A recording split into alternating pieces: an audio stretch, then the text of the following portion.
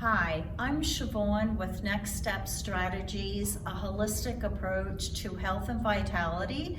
And with me is Dr. Joan Coleman, owner director of Let Me Be Me, a program which inspires confidence in children, young adults, and adults too. And this is The Conversation. Today we're talking about finding your own voice. So Dr. Joan is going to talk about one part of that, and then I'm going to show you an exercise you can do to help with the throat and finding your voice. It's so awesome to find your voice. It's hard for some people because some people, many people, just been talked about, they've been criticized, and they're afraid to speak up, even when they're right. You know, and it's hard because sometimes you know you're right, you know what you know, but you're afraid because you've been doing it.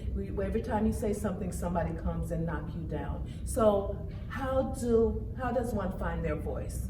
You keep talking. Don't let nobody stop you from talking. Don't let anybody shut you up, because that, you know what I mean? Or shut you down. Shut you up or shut you down, because you are important. You have something important to say. What do you feel about that? Have you ever found yourself in any situation where somebody's like, nope, we don't want to hear from you. We don't know. That happens. My challenge for myself is not being able to speak up. That's not the problem. Right. The challenge is being more patient and softening the delivery, because sometimes it's not what you say, but how you say it. So that's been my journey of late that I'm working on.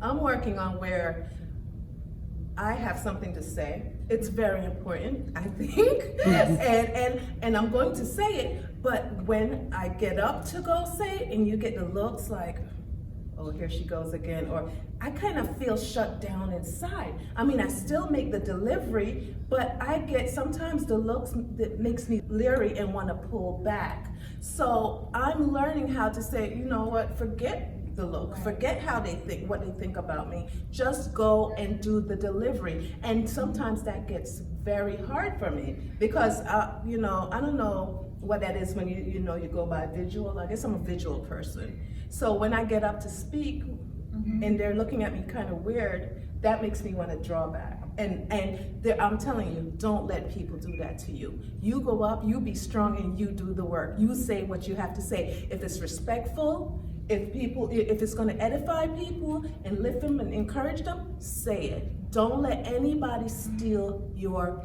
voice, you know? Right. I was going to say, Joan, years ago, because I wasn't always in holistic health, I was actually in medical sales, and I was a big fan of Dale Carnegie, and I took a Dale Carnegie course, and being a sensitive person like you, I would feel like people were kind of, you know, making judgments before I even spoke. Right. And they videotaped us, and I was so surprised what was on the videotape showed my confidence, but inside I didn't feel confident. Right. So sometimes we don't realize that people are just looking the way they are, and we're putting our own judgment on that. Yes. And to live fearlessly, because if you feel that your truth, like you said, can inspire others or educate people, be bold and don't worry about other people's facial. I'm telling you, that's a great point. I think the author is Don Miguel Ruiz. I love this guy. Yes. And Yes. the 4 Agreements. Yes. And he said, don't take things personally. Personally, that's one of the biggest agreements I keep repeating to myself also. And there are times when we get offended and we're just like, oh, you know, you don't want to be bothered with people, but you can't take things personal. And this is not something that's going to happen overnight, especially if you've been taking things personal. It's a practice. Whatever they say, okay, it's all right. And you move on and you still do you. You know what I'm saying? So, Siobhan, you have some tips for the throat and finding your voice. Can you tell us about it? And can I just say one thing? Go ahead. Because I just thought of this.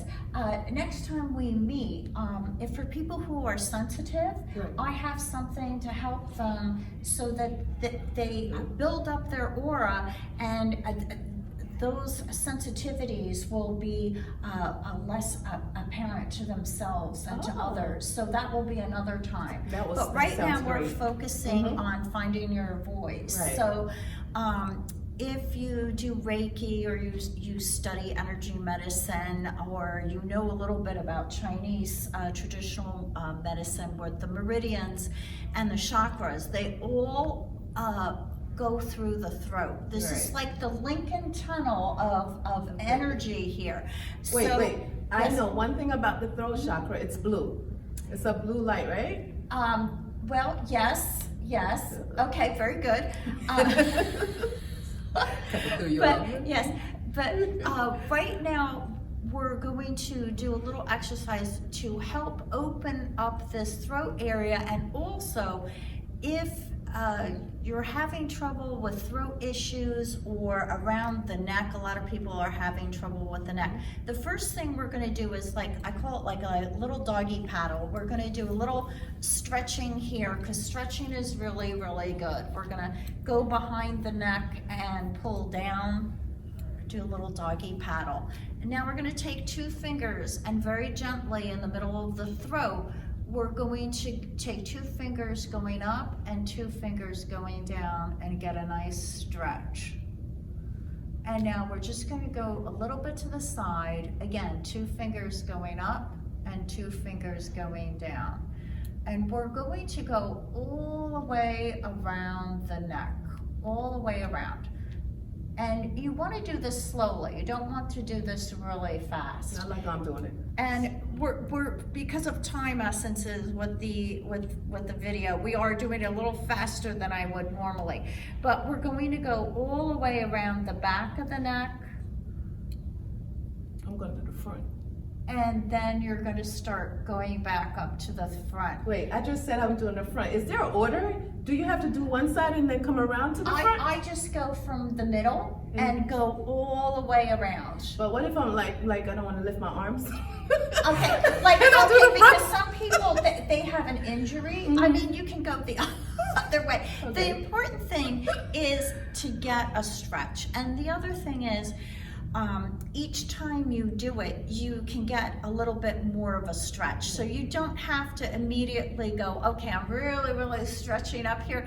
Just gradually start doing it, go all the way around the neck, and then start again. And that helps open up all the energies running through the throat. If you have, again, any type of neck or shoulder issues, that will help.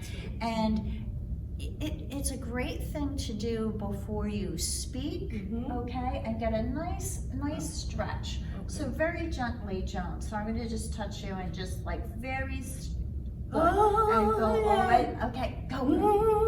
You see what Shabbat just did for me? Oh, yeah. Joan has a beautiful voice, and it's contagious. When she sings, I want to sing, but my voice isn't as It's okay. beautiful Keep as doing yours. it, Yes, Siobhan. I'll keep doing it. Keep stretching it. You know what? No lie, that feels so good too. It really feels good. Like I don't know what it is, but that feels really good when you do that. And it might help remove some wrinkles. I'm not a doctor, I'm just saying, if you're stretching the neck, it might stretch some wrinkles out. But that was so great. Thank you for the tips. And this was a great conversation. Yes, it was. Find your voice. Don't let anyone stop you from saying your truth, right? Right, because all of us have something important to share. All of us Yes. do. And I think building a community where we can speak our truth and feel safe in doing so is going to bring the world closer together. I think so much people today are talking at one another and we aren't listening. And I think it's really important that we respect each other's point of views, and we all threw out all the ideas, threw them all out there, and then we start building from there. And do you know, remember when you were in school and the teacher said, there are no dumb questions? Yes. Because people didn't have their voice. They thought, no, I'm not gonna ask that. Because I'll appear dumb or whatever, right? But there really aren't any dumb questions. And you know, like Siobhan said, I like that idea, putting everything out there and you sift it up and you take what's yours and leave the rest, right? And then you'll find a lot of cases, when you say something, it's going to resonate with someone else. You're not going to feel as alone. Right. And if you are a trailblazer, because I found out recently on my own journey, sometimes it's the first person to speak up that everybody kind of goes, oh, like that.